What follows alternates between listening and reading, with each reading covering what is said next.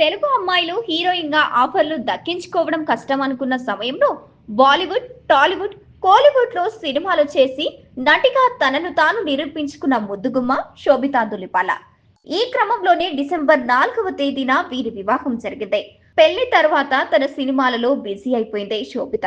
పెళ్లి అనంతరం అటు నాగ చైతన్యతో తిరిగి తన సినిమాలలో బిజీగా అయిపోయింది. తండేల్ సినిమాలో సూపర్ హిట్ ను తన ఖాతాలో వేసుకున్న చైతన్య ఈ జోస్తోనే ఈ జంట తన హనీమూన్ పీరియడ్ తో సైతం పూర్తి చేసుకుంది. శోభిత తాజాగా తన రీ ఎంట్రీ గురించి హింట్ ఇచ్చింది. ఇన్స్టాగ్రామ్ లో డబ్బింగ్ చెబుతున్న ఫోటోలను షేర్ చేస్తూ కుకింగ్ అనే క్యాప్షన్ పెట్టింది. అయితే ఏ సినిమా గురించో మాత్రం వెల్లడించలేదు.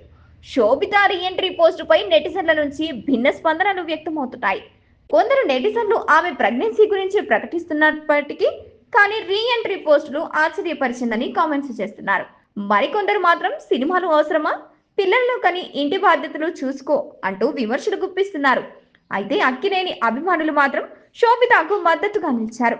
పెళ్లైన సినిమాలు చేయకూడదని ఏమైనా రూల్ ఉందా అని ప్రశ్నిస్తూ ఆమె నిర్ణయాన్ని సమర్థించారు.